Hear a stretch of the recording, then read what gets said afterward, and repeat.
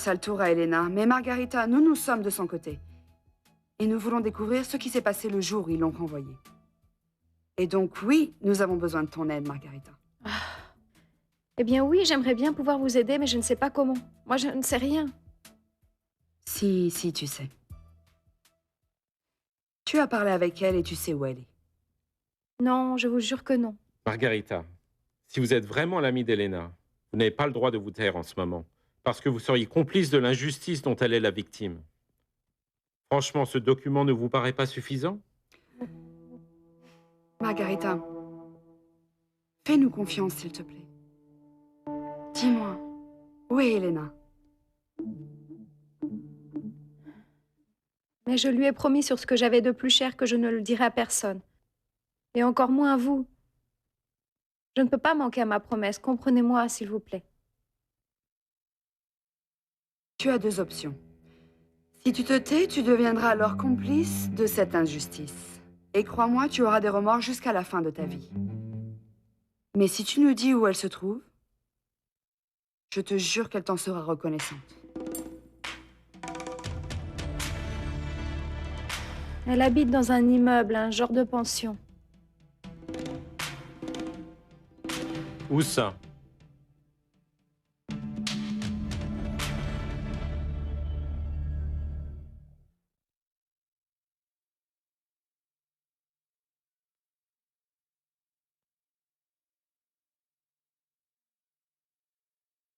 Ah.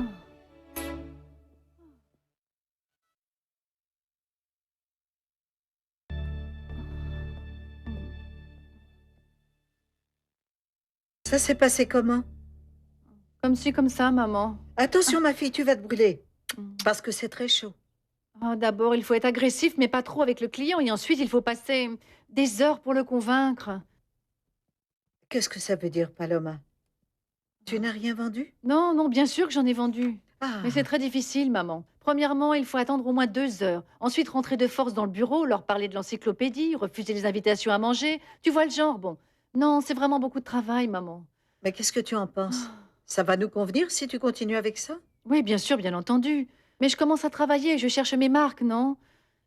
Ce qui me gêne le plus, c'est que je marche comme une folle, maman. Et en plus, je dois transporter cette sacoche qui pèse plus lourd que n'importe quelle mauvaise conscience. Oh, ma fille.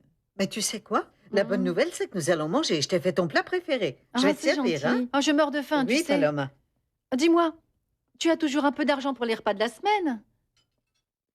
Figure-toi, ma petite, Hmm? que tout l'argent que j'ai ne me sert qu'à ça.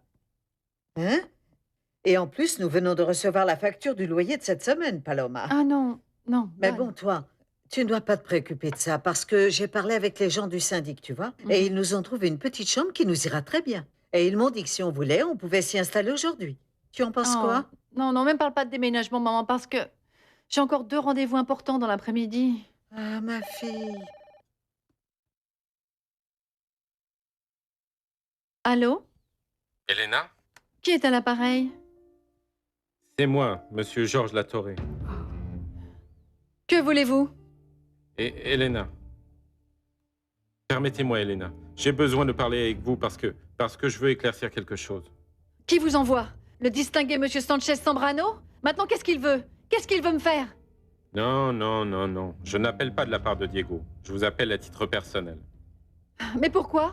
Parce qu'il va y avoir un procès? Ça ne vous paraît pas suffisant d'avoir gardé mon solde de tout compte et ma voiture? Ou quoi? On vous a demandé d'organiser un rendez-vous avec moi pour que je m'éloigne de Diego? Elena. Écoutez, monsieur, dites-lui qu'il peut faire ce qu'il veut. Et que si dans le passé, il a pu se moquer de moi parce que j'étais vraiment une imbécile, mais je ne me laisserai plus faire. Dites-lui qu'il va devoir me tuer s'il veut de nouveau m'humilier. Et surtout, dites-lui que je n'ai pas peur. Dites-lui d'arrêter de me poursuivre, de me laisser en paix. Sinon, il devra s'en repentir pour toujours. Mais écoutez-moi, Elena, s'il vous plaît. Il ne m'a pas demandé de vous appeler. Non, je sais qu'il envoie toujours ses messages par personne interposée, n'est-ce pas? Le dernier en date, c'est par son cousin Fabien. Il m'a fait dire qu'il voulait désormais vivre tranquille avec son épouse, que ce qui s'était passé entre nous n'était qu'une passade pour lui et que je n'étais qu'une femme pour ses fins de semaine, une simple aventure. Mais alors, est-ce que vous avez parlé directement avec lui ou pas? Mais pourquoi? Je n'en vois pas la raison. Votre client n'est rien d'autre qu'un lâche, même un rat d'égout a plus de dignité que lui. Et pourquoi il me cherche? Il semble que ce qu'il m'a fait ne lui suffise pas, me démasquer devant sa famille comme ça. Elena. Dites-lui que s'il veut des émotions fortes, qu'il se pende à un câble haute tension, mais que moi, il me laisse en paix. Vous m'avez compris qu'il me fiche la paix. Papa.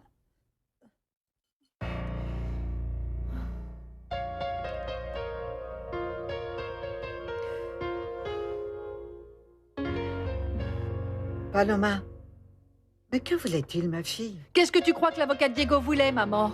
Je ne sais pas, mais ne te fâche pas. Et comment a-t-il su que nous étions ici? Je ne sais pas, maman. C'est sûrement Margarita qui a parlé. Je viens encore d'être trahie, maman. Ne réponds pas, s'il te plaît. Fais tes valises, nous partons d'ici. Aïe, aïe, aïe. Aïe, aïe, aïe, mon Dieu. Ah, mon Dieu. Et maintenant quoi? Elle ne répond pas. Ah, mon Dieu. Ah non. Margarita, s'il te plaît. Allez, ne t'en fais pas. Sois sûre que tu as fait la meilleure chose pour elle. Très bien. Vous n'avez plus besoin de moi alors? Non, merci beaucoup, Margarita. En fait, si. J'imagine qu'elle va très prochainement reprendre contact avec Non, vous. si elle me rappelle, ça sera sûrement pour m'insulter. Non. Expliquez-lui quelle est la situation. Dites-lui bien ce que nous essayons de faire. Et s'il vous plaît, dites-lui de reprendre contact avec nous. Oui, je lui dirai. Excusez-moi. À bientôt, bientôt. Margarita. Merci. Merci. Calme-toi. Oui, je vais essayer. Excusez-moi.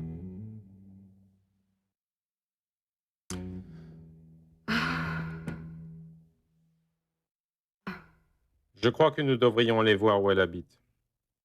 Et qu'est-ce qu'elle t'a dit au téléphone? Parce que je n'entendais rien. Elle était furieuse contre Diego. En fait, elle m'a demandé si je l'appelais pour la menacer ou pour l'informer d'une poursuite. Si nous n'avions pas déjà assez fait en gardant son solde de tout compte et sa voiture. Je le savais. Fabian l'a renvoyée sans rien. Et attends, ce n'est pas tout. Elle m'a demandé de dire à Diego qu'elle ne se laissera plus jamais humilier et qu'elle n'avait plus peur. Quoi? Elle l'a traité de lâche sans dignité et qu'il aille au diable. Mais pourquoi tant de haine? Eh bien, d'après ce qu'elle m'a dit, j'ai cru comprendre que Fabian l'avait rempli de haine à l'égard de Diego. Il lui a fait croire que ton frère aurait dit qu'elle n'était rien de plus qu'une aventure de fin de semaine. Je n'arrive pas à le croire. Et qu'en plus, ce serait Diego qui l'aurait simplement trahi, en la dénonçant à la famille. Bien sûr. Ça explique tout. Ce Fabian. Crois-moi, il ne s'en sortira pas. Quel sale type. Je serai de retour au plus tard, après-demain. Quand les 2000 sacs de café que nous avons au moulin sortiront, je te charge de les envoyer dans le hangar du village. Allons-y. Dans le hangar? Mais tu ne veux pas que je les envoie à la trieuse? Non, envoie-les au hangar. À partir de maintenant, tout le café de cette hacienda passera au travers de ma nouvelle compagnie. Dis à Jérémy de se charger de tout ça. Très bien, je réponds. Oui, réponds.